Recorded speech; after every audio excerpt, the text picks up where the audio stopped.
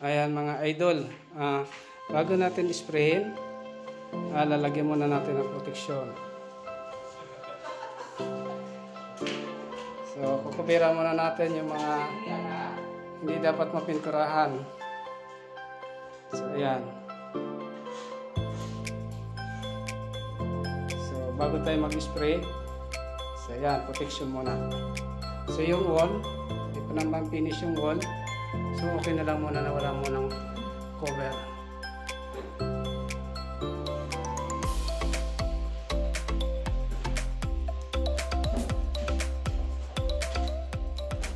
So guys, dito pansin nyo dito na hindi tayo nagmasilya ng buo, hindi kagaya na ng wood doors na kailangan natin i-full putty. So dito po kasi hindi na ako nagmasilya ng buo niyan kasi yung metal door natin maayos naman po yung pagka-pagdikit. So dito ang ginawa ko yung mga diferensya lang, yung mga awang, yung gilid, yung mga gas-gas. So yun lang pinag-masilihan natin. Dito na patak, no?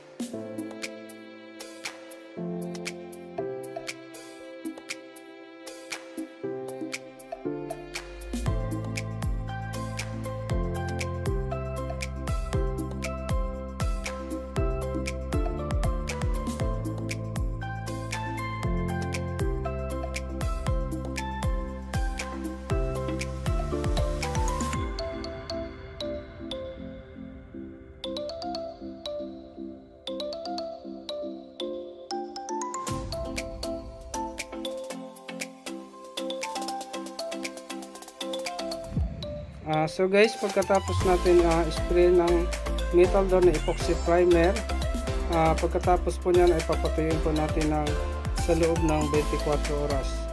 Marahil po, meron po dyan nagtataka bakit po kailangan na patuyuin yung epoxy primer o kaya mga epoxy paint sa loob ng 24 oras. So dito po kasi sa epoxy primer o kaya epoxy paint, oily po kasi itong mga pintura na to, so matagal po ito matuyo. Ngayon, pag pinasa po natin yung epoxy, may tendency po na magkakak po yung ating finish. So, yun po ang magiging diferensya niyan. So, kaya dito guys, mapapansin niyo po na talagang kailangan natin patuloy sa loob ng 24 oras. So, ito yung gagamitin ko, yung automotive lacquer primer, para mapatuloy natin ng mapabilis. Kasi kung epoxy primer rin na naman yung gagamitin natin pang primer doon sa mga pinag-ispatan, magpapatuyo na naman tayo ng 24 hours. So sa automotive lacquer spacer, 15 to 20 minutes or 10 to 15 minutes pwede na natin patungan ulit. So ngayon, kukulayan natin ito ng itim para medyo mag-reduce existing na kulay ng metal door. Gagamitan natin ng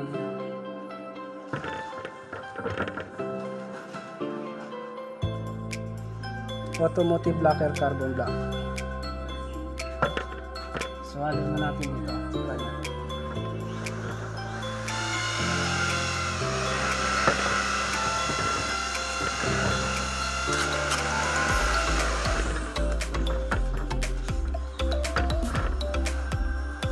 Kaya hinaluan ko ito ng automotive lacquer black para kahit pa paano humawig-hawig doon sa existing ng metal door na kulay.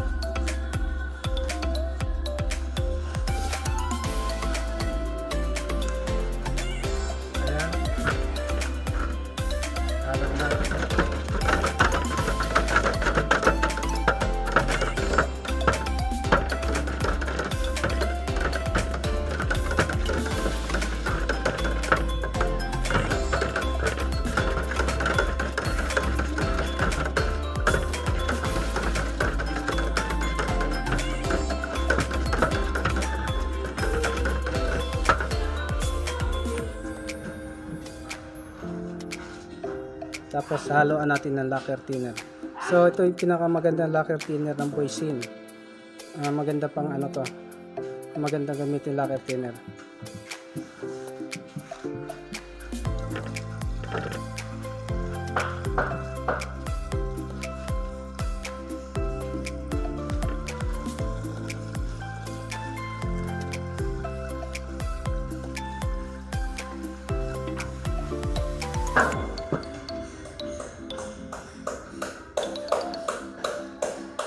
So ito mga idol, okay na to. So pag nagtimpla kayo ng automotive, pag ginalaan yung lacquer thinner, huwag malapot, kasi pag malapot, bukod dun sa magbabara na sa ano, hirap lumabas dun sa spray gun, sa nozzle. So pangit ang kalalabasan, nagaspang. So ito tamang-tamang labno lang.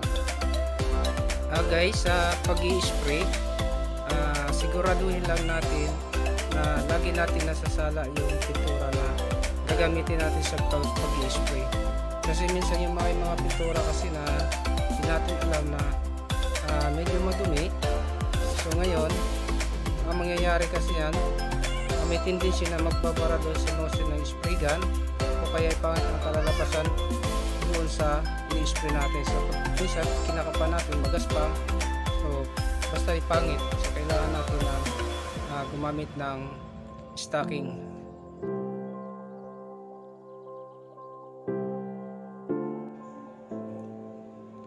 Guys, pag-i-spray natin ng automotive primer surfacer, mas maganda kung 2, 3 beses o higit pa. Mas maganda kasi pag mas maraming application ng pag-i-spray, more na makapal, mas maganda ang kalalabasan.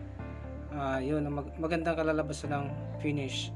So nasa atin lang yan guys, diskarte natin. So paano natin papagandahin yung ating gawa. So basta makapal ang pintura, mas maganda ang kalalabasan, lalo na sa duko at varnish finish.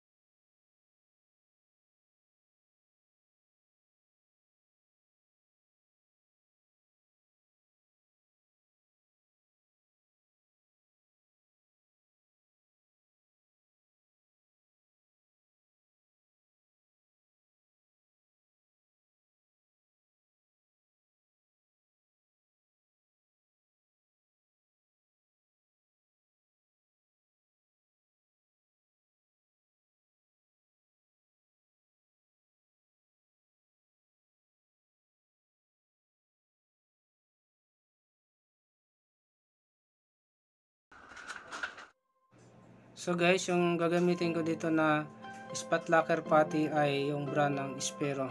So dito kasi medyo kampante ako. Habang tumatagal kasi ang spot locker putty ng Spero ay lalo siyang lumalapot. So itong Spero kasi na spot putty, kahit hindi mo nalalagyan ng patching compound, okay lang. So madali siya lihain, tsaka madaling lang ipahid. So madalas kong ginagamit pagdating sa duko, ang ginagamit ko po ay yung automotive locker spot putty. So meron din mga pintor kasi na nilalagyan talaga ng patching compound para mas mabilis lihain.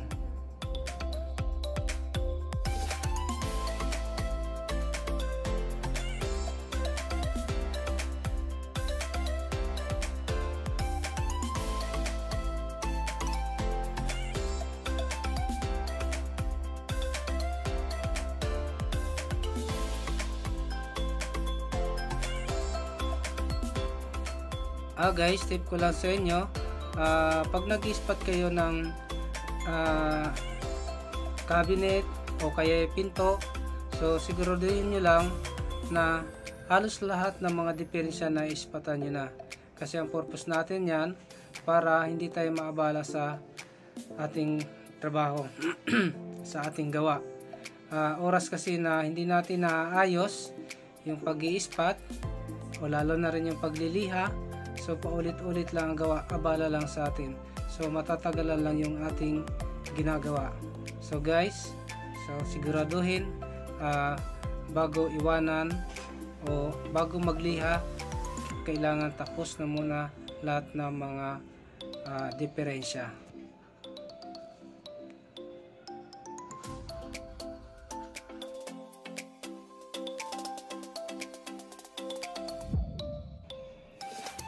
So guys, sa pagliliha, siguraduhin po natin na maayos po yung ating nililiha. So bago po tayo mag-spray, check po muna natin lahat, lalo na po pag malapit na tayo sa finishing line. So yung mga inispatan natin, tingnan po natin na maayos kung naliliha ba ng maayos. Minsan po kasi meron tayong helper na hindi po ganun kabisado yung pagliliha, lalo na sa duko. So sa lahat po ng marurunong, check nyo po muna para hindi po tayo maabala sa ating gawa. Dito po kasi sa ginagawa ko, ako lang po kasi ang gumagawa niyan, nililiha ko po yung maayos na number 240, so bago ko po in-sprayan.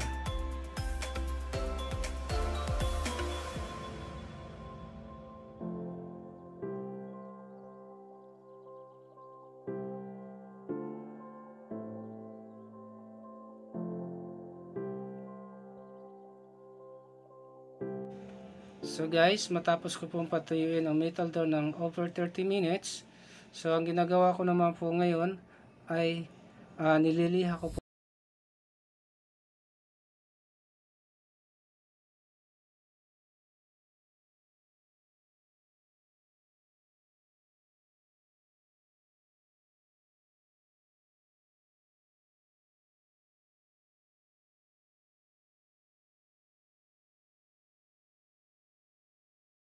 pag malapit na po tayo sa pag-finish.